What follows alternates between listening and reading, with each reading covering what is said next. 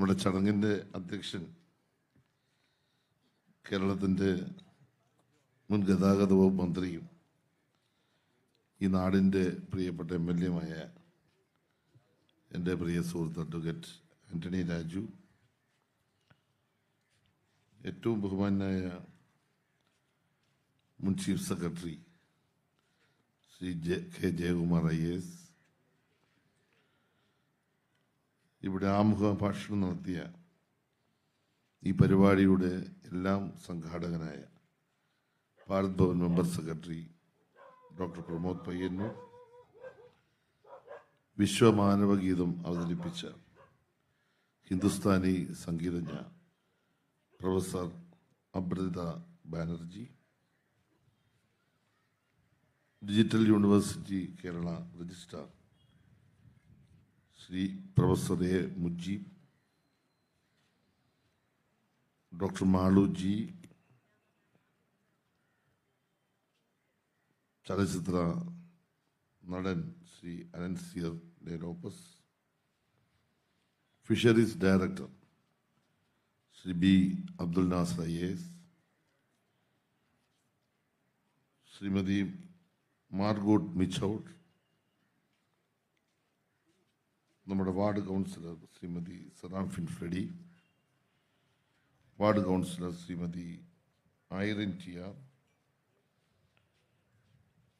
ശ്രീ സജികുമാർ,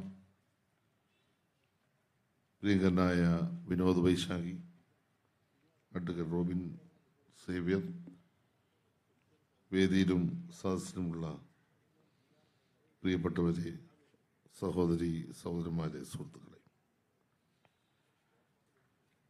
ഇവിടെ നടത്തുന്ന ഈ പരിപാടിയെ സംബന്ധിച്ച് വിശദമായ പ്രതിപാദനം നടന്നു കഴിഞ്ഞിരിക്കുകയാണ്. സാംസ്കാരിക വകുപ്പ് നമ്മുടെ രാജ്യത്തിൽ തന്നെ ഒരുപാട് പുതിയ കാഴ്ചപ്പാടുകൾ മുന്നോട്ട് വെച്ചുകൊണ്ടാണ് കേരളത്തിൽ പ്രവർത്തിക്കുന്നത്. പരമ്പരാഗതമായ ശൈലിയിൽ നിന്ന് മാറി നൂതനങ്ങളായ ആശയങ്ങൾ സാംസ്കാരിക മേഖലയിൽ ഏറ്റെടുക്കണമെന്ന ആഗ്രഹത്തോടെയാണ് ഈ ഗവൺമെൻറ്റിൻ്റെ പ്രവർത്തനം ആരംഭിച്ചത്. അതിൻ്റെ ഭാഗമായിട്ടാണ് കേരളത്തിൻ്റെ എല്ലാ മേഖലകളിലും ഗ്രാമങ്ങളിലും കൂട്ടായ്മകൾ സംഘടിപ്പിക്കാൻ ഞങ്ങൾ തീരുമാനിച്ചു. പക്ഷെ 2 വർഷം നമ്മുടെ ഗവൺമെൻറ് വന്നപ്പോൾ കോവിഡായിപ്പോയി. അങ്ങനെ നമ്മൾ ഒരു അന്തരീക്ഷത്തിൽ എങ്ങനെയാണ് വ്യത്യസ്തങ്ങളായ തരത്തിൽ പദ്ധതികൾ നടപ്പാക്കുക, കേരളീയ കലകളെ അതത് സ്ഥലങ്ങളിൽ ചെന്ന് തനിമയോടെ ചിത്രീകരിച്ച് ഓരോരുത്തരോടും അവരുടെ കലാപ്രവർത്തനങ്ങൾ ഓൺലൈനായി അവതരിപ്പിച്ച് ഒരു വലിയ പദ്ധതിക്ക് ഞങ്ങളത് തുറന്നു കുറിച്ചു. അതാണ് മഴമിഴി. 1 കോടിയിൽ പരം ആളുകളാണ്, 1 കോടിയിൽ പരം പ്രേക്ഷകരാണ് മഴമിഴി ഓൺലൈനിലൂടെ കണ്ടത്. ഒരുപക്ഷെ കേരളത്തിൽ, ഇന്ത്യയിൽ ഇത്രയും ആളുകൾ ഒരു പ്രോഗ്രാം ഓൺലൈനിലൂടെ വീക്ഷിച്ചിട്ടുണ്ട് എന്ന് പറയാൻ കഴിയില്ല. അത്രമാത്രം ജനങ്ങളാണ് ഈ പദ്ധതിയിൽ പങ്കാളിയായത്. അതൊരു നല്ല ഒരാവേശമായിരുന്നു. ഈ ഘട്ടത്തിലാണ് ഇത്തരം പ്രവർത്തനങ്ങൾ കുറച്ചുകൂടി കാര്യക്ഷമമാക്കണം, ഇങ്ങനെ എടുക്കുന്നത് ആർക്കൈവ് ചെയ്യണം എന്നുള്ള ചർച്ചയിലേക്ക് സാംസ്കാരിക വകുപ്പ് മുന്നോട്ട് പോയത്. അടുത്ത ഭാഗമായി ഗോത്രകല സമൂഹങ്ങളുമായി ബന്ധപ്പെട്ട് തളിർമിഴി എത്ലോർ 2023 ഒരു പദ്ധതി ഞങ്ങൾ കേരളത്തിൽ ആവിഷ്കരിച്ചു. പാലക്കാട് അട്ടപ്പാടിയിലാണ് അതിൻ്റെ ഉദ്ഘാടന സമ്മേളനം നടന്നത്. ആ സമ്മേളനം ഞാനാണ് ഉദ്ഘാടനം ചെയ്തത്. 1000കണക്കിന് ആദിവാസികളാണ്, കലാകാരന്മാരാണ് ആ പരിപാടി പങ്കെടുത്തത്. ആദിവാസികളുടെ 100 കണക്കിന് കലാരൂപങ്ങൾ നമുക്ക് ആർക്കൈവ് ചെയ്യാൻ കഴിയുന്നു. നമുക്ക് ഒരിക്കലും കാണാത്ത കലാരൂപങ്ങൾ കാണാനും കണ്ടെത്താനും കഴിയുന്ന തലത്തിലേക്ക് ആ ആശയത്തെ നമുക്ക് ഉയർത്താൻ കഴിയും. തളിർമിഴിയും വലിയ വിജയം. തളിർമിഴി വിജയിച്ചപ്പോഴാണ് ഭിന്നശേഷിക്കാരായ കുഞ്ഞുങ്ങൾക്ക് എന്തെങ്കിലും ഒരു കാര്യം ചെയ്യണം നമ്മൾ തീരുമാനിച്ചു. ഭിന്നശേഷിക്കാരുടെ സ്ഥിതി ഞാൻ പറയാതെ നിങ്ങൾക്കറിയാം. കാരണം അവരിൽ ഒരുപാട് കലാപ്രതിഭകളുണ്ട്. അതിൻ്റെ ഭാഗമായിട്ടാണ് അവർക്കൊരു വേദി ഒരുക്കണം. മഴമിഴി കമ്പാഷൻ 2024 എന്ന ഒരു പദ്ധതി നമ്മൾ ആവിഷ്കരിച്ചു.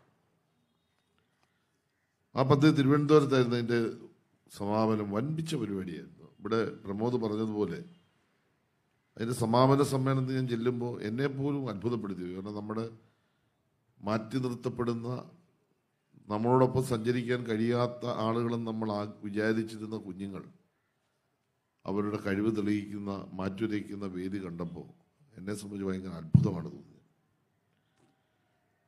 അത് കഴിഞ്ഞപ്പോൾ ഞങ്ങൾ ആലോചിച്ച ഒരു കാര്യമാണ് തീരദേശ മേഖലയിൽ ഒരു കലാപ്രവർത്തനം എന്താണ്. അതിൻ്റെ ഭാഗമായിട്ട് ഒരു പ്രോജക്റ്റ് നടപ്പാക്കണമെന്ന് ചിന്തിച്ചു. കടൽമിഴി തീരദേശ സർഗയാത്ര എന്നാണ് ഈ പദ്ധതിയുടെ പേര്. ഏതാണ്ട് 3 മാസം വിവിധ കേന്ദ്രങ്ങളിലായി കലാപരിപാടികൾ അവതരിപ്പിക്കുക, ഒരു കലാകാരന് കുറഞ്ഞത് 3000 രൂപ വീതം നൽകുക, അവരെ സാമ്പത്തികമായി സഹായിക്കുക. ഈ പരിപാടിയിലെല്ലാം നമ്മുടെ നാട്ടിലെ നിർദ്ധനരായ പാവപ്പെട്ട കലാകാരന്മാർക്ക് സാമ്പത്തിക സഹായം കൊടുത്തുകൊണ്ടാണ് ഇതെല്ലാം സാംസ്കാരിക വകുപ്പും ഭാരത് ഭവനും സംഘടിപ്പിക്കുന്നതെന്ന കാര്യം പ്രത്യേകം ഞാൻ പറയാൻ ആഗ്രഹിക്കുകയാണ്. എന്തുകൊണ്ടാണ് ഇങ്ങനൊരു പദ്ധതി ആവിഷ്കരിക്കാൻ ആഗ്രഹിച്ചത്? നമ്മുടെ തീരദേശം അതിൻ്റെ ഒരു സംസ്കൃതി അത് പൊതുസമൂഹത്തിൻ്റെ മുമ്പിൽ എത്തിയിട്ടില്ല. പൊതുസമൂഹവും തീരദേശത്തെ സംസ്കൃതിയും രണ്ടായിട്ട് നിൽക്കുകയാണ്. തീരത്തെ ഒരു സംസ്കാരം പൊതുസമൂഹത്തിൻ്റെ മുമ്പിലേക്ക് എത്തിക്കാൻ നമുക്ക് കഴിയുന്നില്ല. പൊതുസമൂഹവുമായിട്ട് നമുക്ക് ഇണങ്ങാനും കഴിയുന്നില്ല. അപ്പൊ തീരത്തിൻ്റെ മനോഹരമായ കലാരൂപങ്ങളും സംസ്കൃതിയും അവരുടെ ജീവിതവും അവരുടെ കലകളും വാമൊഴികളും ഇതെല്ലാം പൊതുസമൂഹത്തിനും പുതിയ തലമുറയിൽ എത്തിക്കണം. അത് ആർക്കൈവ് ചെയ്യുക എന്ന ഏറ്റവും വലിയൊരു ദൗത്യമാണ് ഈ പദ്ധതിയിലൂടെ നമ്മൾ ആവിഷ്കരിക്കുന്നത്. ഒരു 100 വർഷം കഴിഞ്ഞാൽ 200 വർഷം കഴിഞ്ഞാലും നമ്മുടെ കുഞ്ഞുങ്ങൾക്ക്, ഭാവി തലമുറയ്ക്ക് നമ്മുടെ തീരത്തെ കലാരൂപങ്ങൾ കാണാൻ കഴിയും എന്നതൊരു വലിയൊരു സംഭവമാണ്. ഇപ്പോൾ ഇവിടെ വന്നപ്പോൾ നമ്മുടെ കലാകാരന്മാരും കലാകാരികളും മനോഹരമായ പാട്ടുകൾ ഇവിടെ പാടി. ഒരു 25-50 വർഷം കഴിഞ്ഞാൽ ആ പാട്ട് ആരും ശ്രദ്ധിക്കാൻ സാധ്യതയില്ല. കാരണം ഒരു തലമുറ കഴിഞ്ഞ് പൊയ്ക്കൊണ്ടിരിക്കുകയാണ്. ഇപ്പം തന്നെ അത് പുതിയ പുതിയ സംഗീത ലോകത്തേക്ക് ആളുകൾ പ്രവേശിക്കുമ്പോൾ വളരെ മനോഹരമായ നമ്മുടെ ഇന്നലകളിലെ സംഗീതത്തെ നമ്മൾ വിസ്മരിച്ചുകൊണ്ടിരിക്കുകയാണ്. പക്ഷെ ഇത് ആർക്കൈവ് ചെയ്യുന്നതോടുകൂടി തീർച്ചയായിട്ടും ഒരു പുതിയ മാനം കൈവരാൻ പോകുന്നു എന്നതാണ് ഏറ്റവും പ്രധാനപ്പെട്ട കാര്യം. ഈ ലക്ഷ്യം നിറവേറ്റാൻ തിരുവനന്തപുരം, കൊല്ലം, ആലപ്പുഴ, എറണാകുളം, തൃശ്ശൂർ, മലപ്പുറം, കോഴിക്കോട്, കണ്ണൂർ, കാസർഗോഡ് ഈ തീരദേശങ്ങളിൽ ഒരു സ്ഥലത്ത് 3 ദിവസങ്ങൾ വീതം കടൽമിഴി ജനകീയ സർഗോത്സവം നടത്തപ്പെടും. അവിടുത്തെ കലാകാരന്മാരുടെ കലാപരിപാടികൾ അവതരിപ്പിക്കപ്പെടും. അവർക്ക് സാമ്പത്തിക സഹായം ചെയ്യും. അത് നമ്മൾ ആർക്കൈവ് ചെയ്യും. ആ നിലയിലുള്ള ഒരു വലിയ ബൃഹത്തായ പദ്ധതിയാണ് നമ്മൾ ഇതിലൂടെ കാണുന്നത്. അതുകൊണ്ട് ഏതാണ്ട് 2122 കലാകാരന്മാർ ഈ കടൽമിഴിയുടെ ഭാഗമായി പരിപാടികൾ അവതരിപ്പിക്കാൻ പോവുകയാണ്. അവരുടെ സാമ്പത്തികമായ പ്രതിസന്ധിയുടെ ഒരു ഘട്ടത്തിൽ ഇത്രയും കലാകാരന്മാരെ നമ്മൾ ചേർത്ത് പിടിക്കുന്നു എന്നത് വളരെ പ്രധാനപ്പെട്ട ഒരു കാര്യമാണ്. കേരളീയ സംസ്കൃതിയുടെ പരമ്പരാഗത കലാരൂപങ്ങളായ അണ്ണാവിപ്പാട്ട്, പുത്തൻപാന, അമ്മാനപ്പാട്ട്, ദേവാസ്തുവിളി, പരിചമുട്ടുകളി, മാർഗംകളി, ശ്യാമകരോൾ, ചവിട്ടുനാടകം, പിച്ചപ്പാട്ട്, കടൽവഞ്ചിപ്പാട്ടുകൾ, മീൻപാട്ടുകൾ, ഇങ്ങനെ തീരദേശത്ത് പ്രാവീണ്യം തെളിയിച്ച അതിൽ നല്ല മികച്ച കലാകാരന്മാരെ കണ്ടെത്തി ഈ 9 കേന്ദ്രങ്ങളിൽ ആയിട്ട് ഈ പരിപാടികൾ അവതരിപ്പിക്കുന്നു എന്നതാണ്. ഇതൊക്കെ നമ്മുടെ ഈ പറയുന്ന എനിക്ക് പോലും ഇതിനെപ്പറ്റി വലിയ ധാരണയൊന്നുമില്ല കേട്ടോ. കാരണം ഞാൻ ഈ കാര്യങ്ങൾ വായിച്ചും പഠിച്ചും മനസ്സിലാക്കുന്നതുകൊണ്ട് ഞാനിപ്പം ഇത് ഇവിടെ പറയുന്നതാണ്. പക്ഷേ ഞാൻ തീരദേശത്ത് ജനിച്ചില്ലെങ്കിലും തീരദേശത്ത് പൊതുപ്രവർത്തനം ദീർഘകാലം നടത്തിയ ആളാണ്. പക്ഷേ ഈ കലാരൂപങ്ങളൊന്നും നമുക്ക് ആസ്വദിക്കാനോ കാണാനോ പലപ്പോഴും കഴിഞ്ഞിട്ടില്ല. ചിലതൊക്കെ കണ്ടിട്ടുണ്ടാകും. പക്ഷെ തീരദേശത്തിൻ്റെതായ സംസ്കൃതിയും കലാരൂപങ്ങളും ഇതിലൂടെ അവരുടെ അറിവുകൾ അത് ലോകത്തിൻ്റെ മുമ്പിലേക്ക് അവതരിപ്പിക്കാൻ ഈ പറഞ്ഞ കലാരൂപങ്ങളെല്ലാം നമുക്ക് ഇതിൻ്റെ ഭാഗമായി ലോകത്ത് അവതരിപ്പിക്കാൻ വേണ്ടിയാണ് ഉദ്ദേശിക്കുന്നത്. വിവിധ മേഖലകളിൽ സംഭാവന അർപ്പിച്ചിട്ടുള്ള തീരദേശത്തെ മുതിർന്ന പൗരന്മാരെ ആദരിക്കുന്ന പദ്ധതിയും ഇതിൻ്റെ ഭാഗമായിട്ട് ഒരുക്കുന്നുണ്ട്. പലപ്പോഴും എന്താ സംഭവിക്കുന്നത്, നമ്മുടെ തീരദേശത്തെ ആളുകൾക്ക് മുഖ്യധാര സാമൂഹ്യ ജീവിതത്തിൽ കാര്യമായ പങ്കില്ല. ഒരു ആൻ്റണി രാജു അല്ലെങ്കിൽ ഒരു വിൻസെൻ്റോ അല്ലെങ്കിൽ ഏതെങ്കിലും തരത്തിൽ വിദ്യാഭ്യാസപരമായി ഉയർന്ന സമൂഹത്തിൻ്റെ മുഖ്യധാരയിൽ വന്നിട്ടുള്ള ആളുകളൊക്കെ ഉണ്ടാകാം. പക്ഷേ പൊതുസമൂഹത്തിൽ വരുന്ന വിവിധ വിഭാഗങ്ങളോടൊപ്പം നമ്മൾ ഈ വിഭാഗത്തെ താരതമ്യം ചെയ്യുമ്പോൾ വളരെ വളരെ നമ്പർ കുറവാണ്.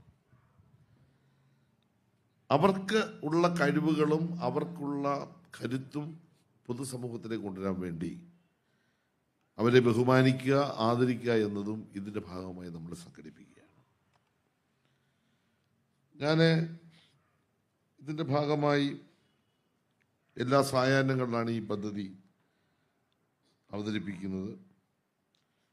അതോടൊപ്പം തന്നെ ഫുഡ് ഫെസ്റ്റ് ഇതിൻ്റെ ഭാഗമായി അവതരിപ്പിക്കുന്നുണ്ട്. കടൽ രുചി മനസ്സിലാക്കാൻ കഴിയുന്ന പരിപാടി ഇതിൻ്റെ ഭാഗമായി നമ്മൾ സംഘടിപ്പിക്കുന്നുണ്ട്.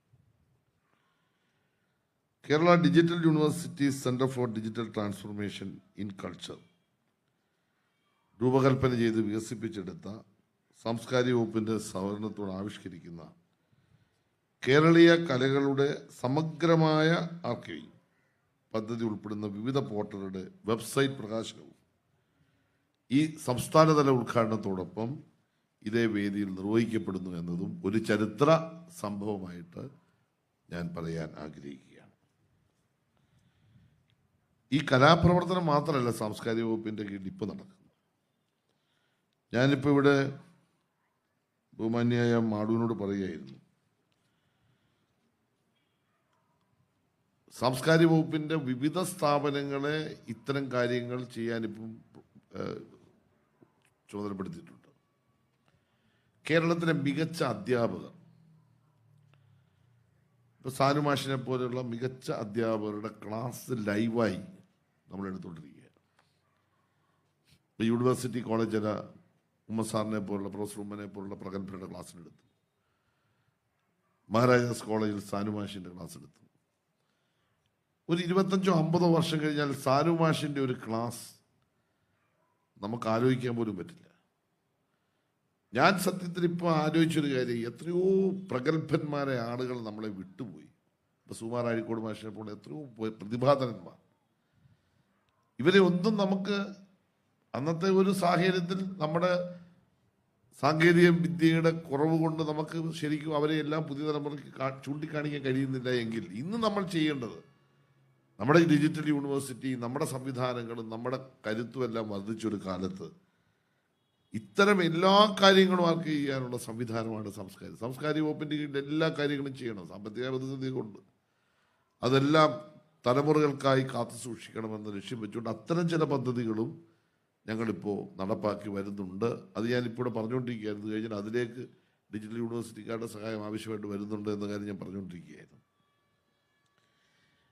ഇത് മാത്രമല്ല, ഇപ്പോൾ സമം എന്നൊരു പദ്ധതി, അത് നൂതനമായ ആശയമാണ്. ഈ ഗവൺമെൻറ് വന്ന ശേഷം ഞങ്ങൾ കൊണ്ടുവന്നൊരു ആശയം. സ്ത്രീകളെ സമൂഹത്തിൻ്റെ മുഖ്യധാരയിലേക്ക് ഉയർത്തുക. നമ്മളെല്ലാം വാചകം അടിക്കും, സ്ത്രീകൾക്ക് എല്ലാം അംഗീകാരം കൊടുക്കും, സ്ത്രീകൾക്ക് 50% സമൂഹത്തിൽ പ്രാതിനിധ്യമുണ്ട്, തെരഞ്ഞെടുപ്പിൽ അവർക്ക് മത്സരിക്കാം, എല്ലാം പറയും, ഭയങ്കര സ്നേഹമാണ് സ്ത്രീകളോട്. പക്ഷെ കാര്യത്തോടെടുക്കുമ്പോൾ കടുത്ത അവഗണന ഇന്നുണ്ടെന്നുള്ളത് വസ്തുത വിസ്മരിച്ചുകൂടാ. പുരുഷനായ ഞാനിത് പറയുമ്പോൾ ചിലപ്പോൾ പല പുരുഷന്മാർക്കും ചിലപ്പോൾ ഇഷ്ടം ഉണ്ടാകാൻ സാധ്യതയില്ല, എങ്കിലും ഞാൻ പറയുക. അപ്പം എൻ്റെ മനസ്സിൽ മന്ത്രിയായപ്പോൾ തോന്നി, സ്ത്രീയും പുരുഷനും തുല്യരാണ് എന്ന് പറഞ്ഞാൽ പോരാ, സ്ത്രീയും പുരുഷനും തുല്യരാണെന്ന് സമൂഹത്തെ ബോധ്യപ്പെടുത്താൻ കഴിയുന്ന തരത്തിലുള്ള ഒരു ക്യാമ്പയിൻ ആവശ്യമാണ്. സ്ത്രീയെ എങ്ങനെ നമുക്ക് ഉയർത്തിക്കൊണ്ടുവരാൻ പറ്റും, ബഹുമാനിക്കാൻ പറ്റും? തദ്ദേശ സ്വയംഭരണ സ്ഥാപനങ്ങളുടെ ഭാരവാഹികളുമായിട്ട് കൂടി ആലോചിച്ച് കേരളത്തിൽ നടന്നു വരുന്ന ബൃഹത്തായ ഒരു പദ്ധതിയാണ്. ഇതൊന്നും പറയാൻ നമ്മുടെ മാധ്യമങ്ങൾക്ക് ഇപ്പോൾ സമയമില്ല. അതിൻ്റെ പേരാണ് സമം. ട്രിവാൻഡ്രത്താണ് കേരളത്തിൻ്റെ പ്രിയപ്പെട്ട മുഖ്യമന്ത്രി ശ്രീ പിണറായി വിജയൻ ഉദ്ഘാടനം ചെയ്തത്. ഞാൻ കാസർഗോഡ് ജില്ലാ പഞ്ചായത്തിൻ്റെ നേതൃത്വത്തിൽ ഈ സമം സാംസ്കാരിക വകുപ്പോടെ സംഘടിപ്പിച്ചപ്പോൾ ആയിരക്കണക്കിന് സ്ത്രീകളാണ് ഒഴുകി വന്നത്. കേരളത്തിലെ 100 കണക്കിന് സ്ത്രീകളെയാണ് ആദരിക്കുന്നത്. ആദ്യത്തെ ആദരവ് നടന്ന സ്ഥലത്ത് കാസർഗോഡ് നിന്നൊരു സ്ത്രീ പങ്കെടുത്തു. ആ സ്ത്രീ വന്നത് ആംബുലൻസ് ഓടിച്ച. ആംബുലൻസ് കേരളത്തിൽ ഓടിക്കുന്ന ആദ്യത്തെ സ്ത്രീ കാസർഗോഡ് നിന്ന് ആംബുലൻസ് ഓടിച്ച് ഈ തിരുവനന്തപുരത്ത് വന്നു ആദരവ് മേടിക്കാൻ. അങ്ങനെ വരണമെന്ന് എന്നോട് ചോദിച്ചു, വരാൻ പറഞ്ഞു. അങ്ങനെ അവർ വന്നു.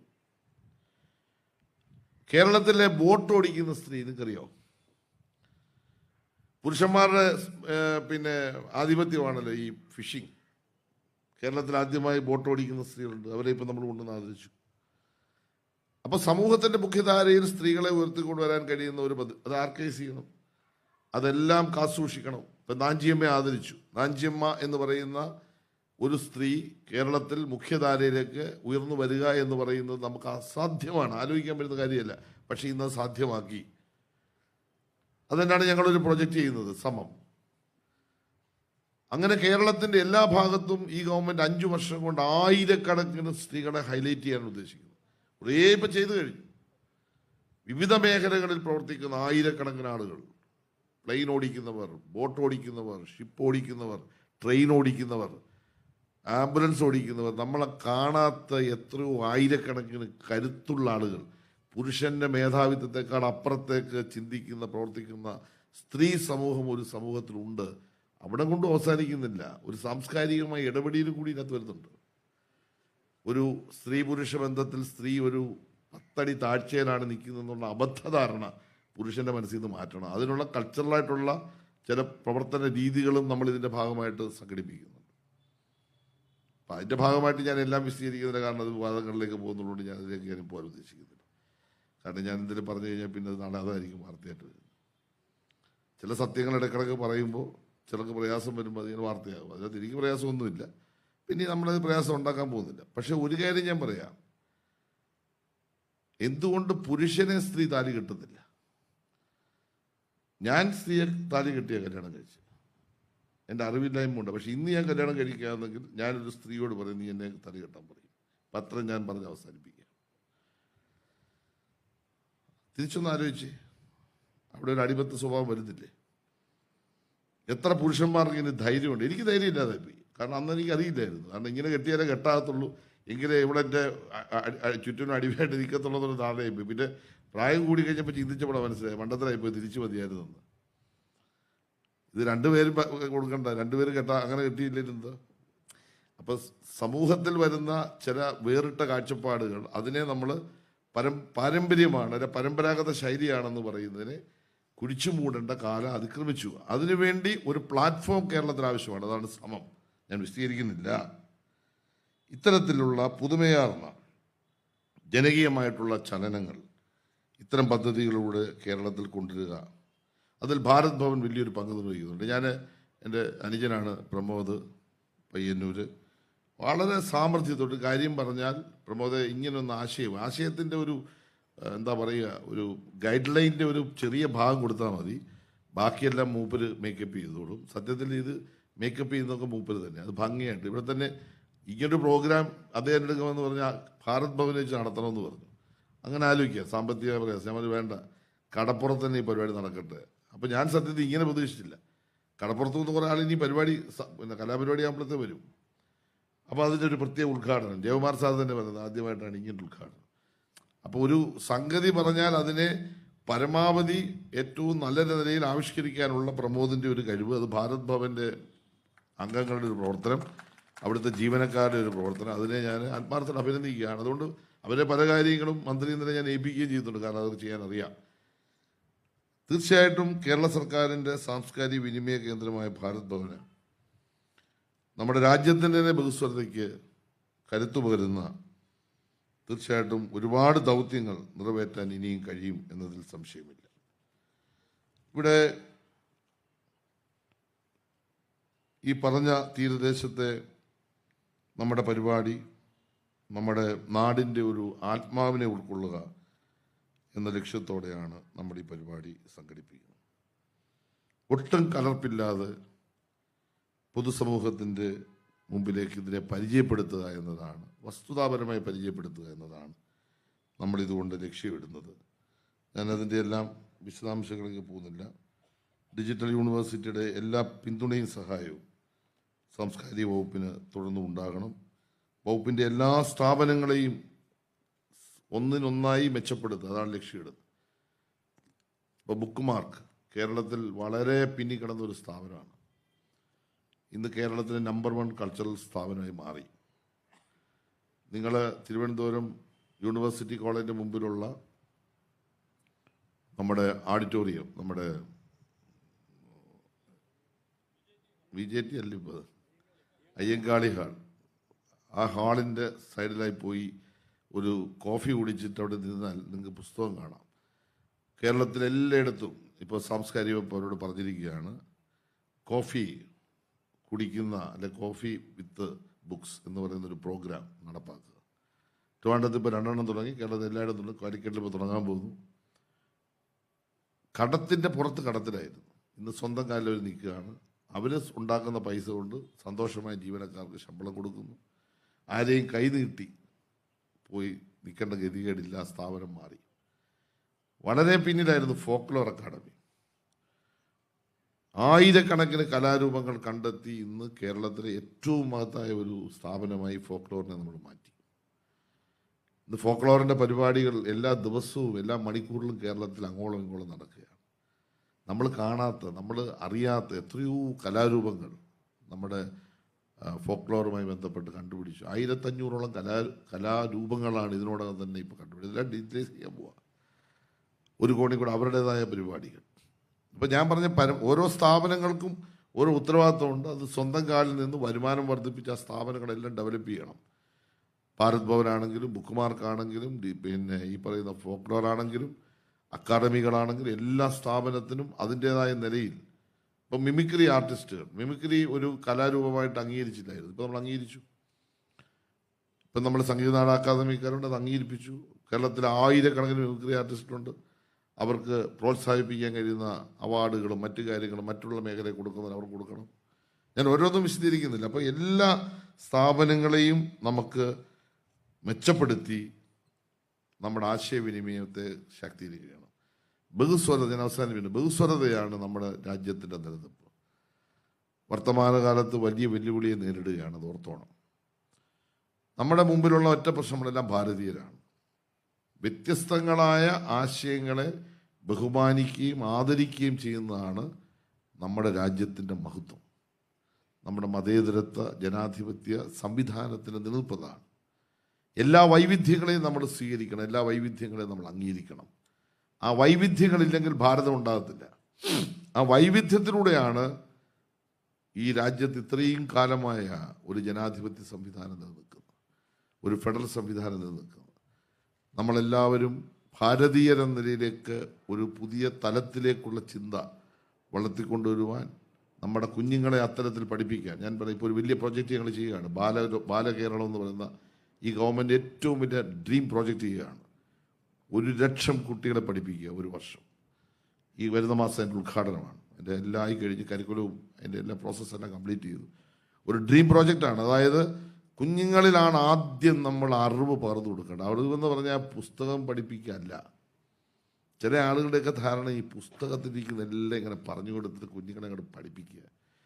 എനിക്ക് ജയകുമാർ സാറിനൊക്കെ ഉള്ള സ്നേഹമാണ്. IAS പാസ്സായി, ചീഫ് സെക്രട്ടറി ആയി, എത്ര നല്ലപോലെ എഴുതും, എത്ര നല്ല പാട്ടുകളും എഴുതും. അദ്ദേഹത്തിൻ്റെ പാട്ടും സംഗീതവും കലയും സാഹിത്യവും എല്ലാ രംഗത്തും നമുക്കിതൊക്കെ ഒരു പ്രചോദനമാണ്.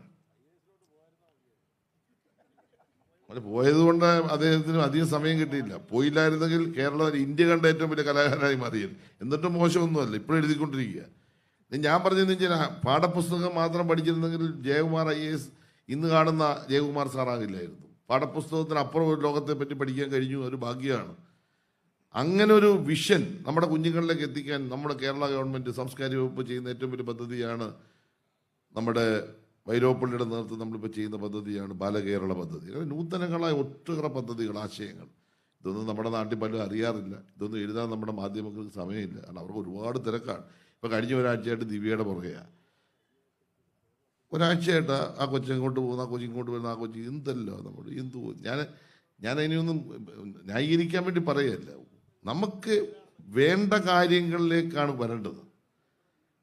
നമുക്ക് കാര്യങ്ങൾ ജനങ്ങളുടെ മുമ്പിൽ എത്തിക്കണം, അതൊക്കെ ആവശ്യമാണ്. ഒരു കേസ് ഉണ്ടായ ആ കേസിൻ്റെ കാര്യങ്ങൾ വസ്തുതകൾ പറയാം. പക്ഷേ കേരളത്തിൽ വന്നിരിക്കുന്ന മാറ്റത്തെ ലോകം ആദരിക്കുമ്പോൾ, ബഹുമാനിക്കുമ്പോൾ, രാജ്യം ആദരിക്കുമ്പോൾ, ബഹുമാനിക്കുമ്പോൾ നമ്മൾ ജനങ്ങളിൽ നിന്ന് അത് മറച്ചു വെക്കരുത്. ജനങ്ങളുടെ മുമ്പിലേക്ക് അവതരിപ്പിക്കേണ്ട ഏറ്റവും വലിയ ഒരു ഭാഗം നമ്മുടെ മീഡിയാസാണ്. അവരാ ഉത്തരവാദിത്വം നിർവഹിക്കണം, അതിനെ പോസിറ്റീവായി തന്നെ വിനിയോഗിക്കണം. അങ്ങനെയാണ് നമ്മുടെ സംസ്കാരത്തെ നമ്മൾ രൂപപ്പെടുത്തേണ്ടത്. നമ്മുടെ കുഞ്ഞുങ്ങളിലൂടെ ആ അവബോധം സൃഷ്ടിക്കണം. തീർച്ചയായിട്ടും ഇതൊക്കെ ഈ നാട്ടിലെ കലയും സംസ്കാരത്തെ, സാഹിത്യത്തെ വളർത്താൻ വേണ്ടി തന്നെ ഉള്ളതാണ്. ആ അടിസ്ഥാനത്തിൽ ഇത്തരത്തിലുള്ള വലിയൊരു ബൃഹത്തായ പദ്ധതി സ്റ്റേറ്റ് അടിസ്ഥാനത്തിൽ നടത്താൻ മുൻകൈയെടുത്ത് സഹായിച്ച എല്ലാവരോടുമുള്ള സ്നേഹവും നന്ദിയും അറിയിച്ചുകൊണ്ട് കടൽമിഴി തീരദേശ സർഗയാത്ര സംസ്ഥാനതല ഉദ്ഘാടനം, അതുപോലെ തന്നെ കേരളീയ കലകളുടെ സമഗ്ര ആർക്കൈവിംഗ് പദ്ധതിയിൽ ഉൾപ്പെടുന്ന CDTCയുടെ വിവിധ പോർട്ടലുകളുടെ പ്രകാശനവും നിർവഹിച്ചുകൊണ്ട് ഞാൻ എൻ്റെ പ്രസംഗം അവസാനിപ്പിക്കുന്നു. നന്ദി, നമസ്കാരം.